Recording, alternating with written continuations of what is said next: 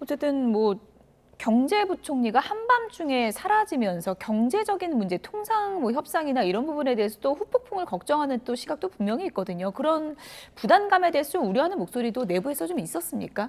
충분히 예. 있었습니다. 예. 기본적으로 경제 통이기 때문에 탄핵해서는 안 된다라는 내용들은 과거부터 있었고 실제로 우려를 범하시는 분들도 있었죠. 예. 그러나 한덕수 권한대행이 사표 쓰면 또다시 최성목 부총리한테 권한대행 몫이 갈 텐데 과거에 법률을 위반하고 헌법재판관을 임명하지 않았던 그 과오들이 되풀이 될 거라고 봤던 겁니다. 그래서 최성목 권한대행을 다시 시켜줘서는 안 된다라는 의미에서 이 탄핵소추안이 발의됐다 이렇게 봐주시면 좋을 것 같습니다. 네. 이른바 뭐 매운맛 민주당으로 가야 된다 이런 얘기도 뭐 어제 의총에서 있었다 이런 보도도 있었는데 오늘 또 정청래 법사위원장이 오늘 이런 얘기를 했습니다. 대통령이 되면 형사재판을 중단하는 법 개정안을 오후에 뭐 상정하겠다 이런 입장을 밝혔다 그러거든요. 이게 헌법 84조 그러니까 대통령 되면 재판 어떻게 되는 거냐 이 부분에 대한 얘기 같은데 이건 어떻게 보세요? 제가 요 말씀 드리기 전에 예. 아까 하신 말씀에 대해서 좀 말씀을 드려야 될 것 예, 예. 같아요. 아까 그 민주당 의원님들이 여러 가지 굉장히 격앙된 반응을 보이신 것에 대해서도 제 입장은 얘기를 아까 못 했었는데요. 특히 최민희 의원 같은 경우에 무슨 뭐 윤석열의 친구 조희대 대법관 이런 얘기 하셨는데 예. 그러면은 이재명 친구 문형배 헌법재판소장 아닙니까? 그러니까 그런 함부로 그런 얘기를 하시는 거는 굉장히 적절치 않고요. 예. 그리고 아까 대법관에 대한 예의도 아니라고 생각합니다. 제가 볼 때는 민주당 의원들께서 온갖 얘기를 지금 쏟아내시고 뭐 김병기 의원 같은 경우에 이것들 봐라 한 달만 기다려라.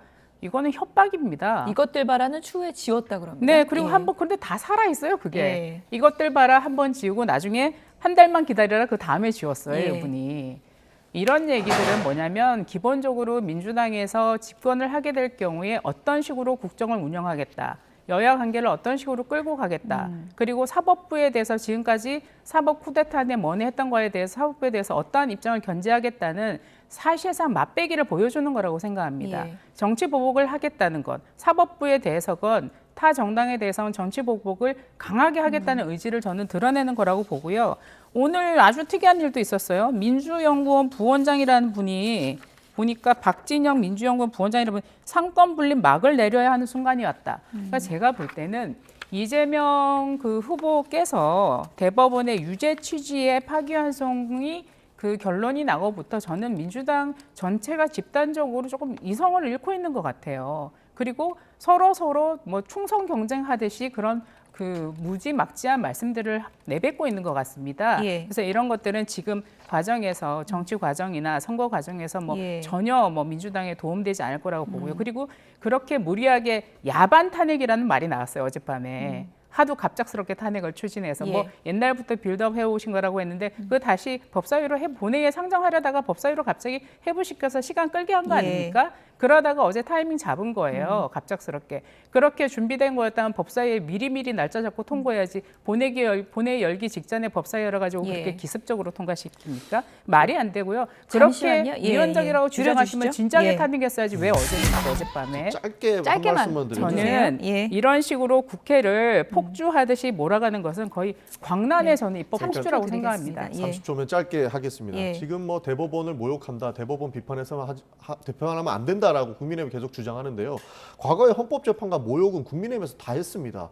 그거 안 했으면은 지금 그 말씀할 수 있겠습니다만 이런 내용들은 국민의힘에서 저희한테 비판할 부분은 아니라고 보는 것이고 예. 저희는 졸속 재판이라는 문제 제기를 하는 것이지 재판관 개인에 대해서 모욕한 적은 없습니다. 다른 사람은 다 해도 국민의힘에서는 할 수 없다라는 말씀을 드리는 것이고 예. 최성목 권한대행도 이미 미리 기일을 정했어야 됐다라고 말씀 주시는데 기일 정했으면 이렇게 비판 안 했겠습니까? 똑같은 겁니다. 그리고 지금 최성목 권한대행은 명예롭게 본인이 잘못한 거 없으면은 탄핵 소추 받아서 명예 회복하면 됩니다.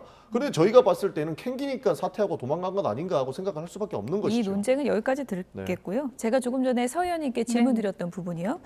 정청래 의원이 이제 대통령 되면 형사재판 중단하는 법 개정안 상정하겠다. 네, 이게 이제 네. 민주당의 네. 움직임 가운데 하나인데 그건 어떻게 보시는지 좀 뭐 얘기해 민주당이 주시죠. 뭔들 못하겠습니까? 예. 이미 이재명 후보에게 면죄부를 주기 위한 법안들을 많이 쏟아냈습니다. 벌써 그 이번에 이 그 대법원 판결이 공직선거법 위반이지 않습니까? 예. 허위사실에 예. 대한 공직선거법 위반인데 허위 사실 유포죄 자체를 없애는 법안도 제출해 놨고요. 그다음에 우리가 100만 원 이상의 그 벌금형을 예. 받으면은 이제 그 피선거권 자격이 박탈되죠. 그렇죠. 의원직도 박탈되죠. 거기에 대해서도 1,000만 원 이상으로 법안을 내신 분들이 민주당에 있어요. 그러면 이것을 다 추진해가지고 강행 처리했을 때 거부권만 못 쓰게 되면 이 법안은 그대로 입법이 되는 겁니다. 예. 결국은 이재명 후보 한 명을 살리기 위한 법안들이죠. 예. 그리고 헌법 84조 문제도 예. 저는 이제 해석의 문제가 있다고들 얘기를 하시는데 그 현직 대통령이 이제 소추를 받지 않는다는 거 아닙니까? 소추라는 것은 그 재판에 영향을 미치는 게 아니라 소추 기간은 검찰을 얘기합니다. 공소를 할 수 있는 것과 그다음에 공소 유지를 하는 것이 바로 소추의 의미입니다. 그 기본적인 그 법률적인 의미라도 예. 좀 파악하시고 그런 주장들을 하시길 바라고요. 그게 안 되니까 지금 각종 법안들을 쏟아내겠다고 그 엄포를 놓고 예. 있는 겁니다. 형사재판 중단하는 법 개정안 이거는 어떻게 보세요? 진짜 표결까지 바로 갈 거라고 보십니까? 실제로 가능하다고 봅니다. 예. 그리고 충분히 합리적으로 개정을 해서 추진이 가능하다고 보는 겁니다. 그래서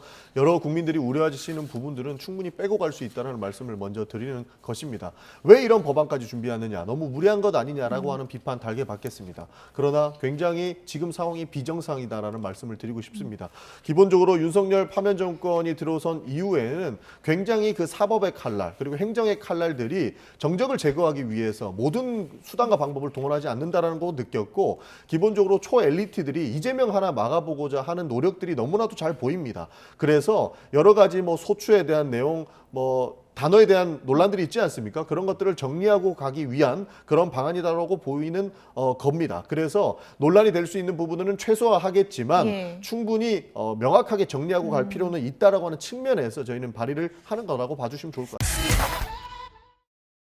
대법원이 더불어민주당 이재명 대선 후보의 공직선거법 위반 혐의를 유죄 취지로 파기환송하고 한덕수 국무총리와 최상목 경제부총리의 잇따른 사퇴 등 한국 내 정치적 혼란 상황이 계속되고 있는 것에 대해 외신들도 촉각을 세우고 있습니다.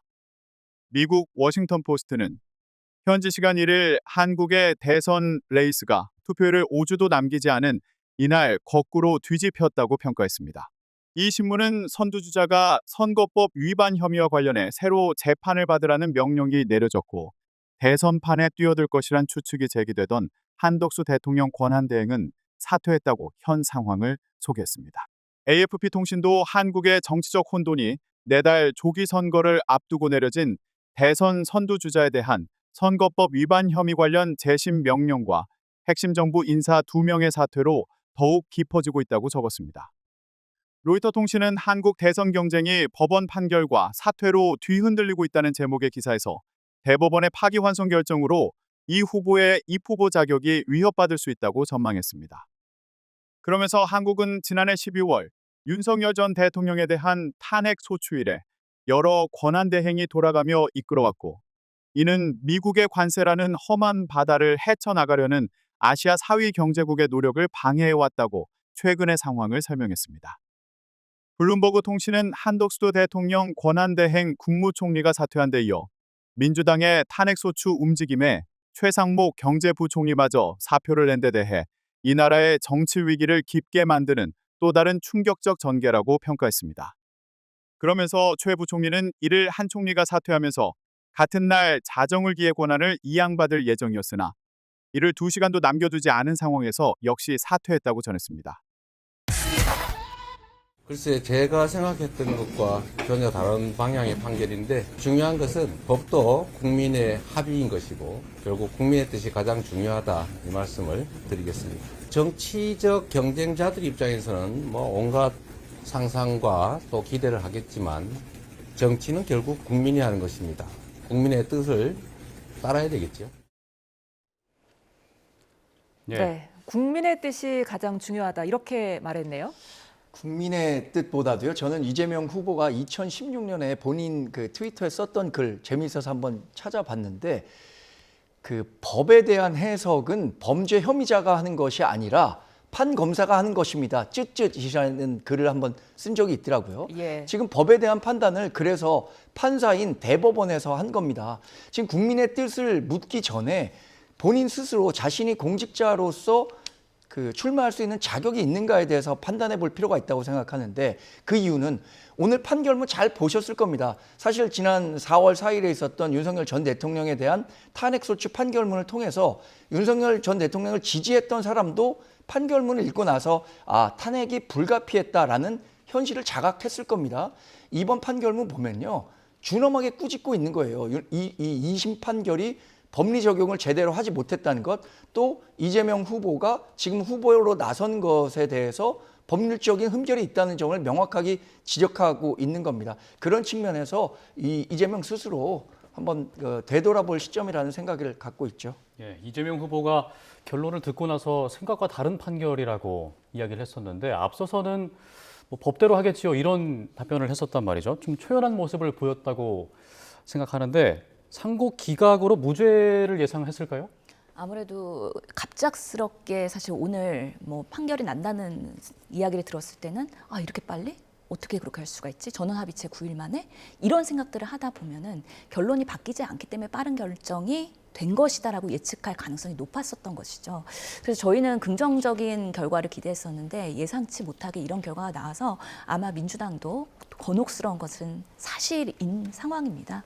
그럼에도 불구하고 이런 부분에 있어서는 사실 1심에서 유죄 나왔었고 2심에서 무죄 나왔었는데 다시 대법원 가서 파기환송이 된다 하더라도 이런 부분에 있어서는 사법적인 판단은 존중을 하고 담담하게 정말 국민들이 이 비상계엄과 탄핵 시기에서 어떤 당이 그리고 어떤 당에서 나오는 후보가 정말 대한민국의 위기와 극복을 하고 회복을 시킬 수 있는지에 대해서는 아마 더 진중하게 판단하실 거다. 그러면서 민주당은 더 겸손하고 국민만 바라보면서 어떤 대한민국의 미래를 만들 것인지에 대해서 말씀드리겠습니다. 예, 이재명 민주당 대선 후보는 경기지사 시절인 5년 전에도 공직선거법 위반 혐의로 재판에 넘겨졌습니다. 지난 2018년 지방선거 당시 토론회에서 친형의 강제 입원에 관여하지 않았다는 취지로 답변해 허위 사실을 공표했다는 혐의였습니다. 형님을 정신병원에 입원시키려고 하셨죠? 저는 그런 일 없습니다. 왜 없습니까? 당시 1심 재판부는 무죄, 2심은 유죄를 선고했고 김명수 당시 대법원장이 이끌던 전원합의체는 무죄 취지로 파기환송 결정을 내렸습니다. 형의 입원 사실을 공개할 법적 의무가 없는 이상 방어 취지로 답변한 것을 적극적인 허위 사실 공표로 볼 수 없다는 게 요지였습니다. 자유로운 토론과 성숙한 민주주의를 위하여 표현의 자유를 더욱 넓게 보장하는 것이 보다 중요합니다. 하지만 정치적 표현의 자유에 대한 이번 대법원의 해석은 달랐습니다. 후보자의 표현에 대한 의미는 유권자들의 관점에서 해석해야 한다며 엄격한 잣대를 들이댄 겁니다. 대법원은 어느 정도의 허위 사실이 표현의 자유라는 이름으로 용인될 수 있는지는 선거인 판단에 영향을 미치는 정도에 따라 봐야 한다고 설명했습니다. 골프 발언 부분과 백현동 관련 발언은 선거인의 정확한 판단을 거르칠 정도로 중요한 사항에 관한 허위 사실의 발언이라고 판단되므로 후보자의 표현의 자유라는 이런 말에 허용될 수가 없습니다. 다만 소수 의견을 제시한 두 대법관은 이 후보에 대한 5년 전 대법원 판례를 4차례나 인용하며 법원이 선거 과정에 넓게 개입하면 자칫 표현의 자유가 축소될 수 있다는 우려를 나타냈습니다. YTN 차정은입니다.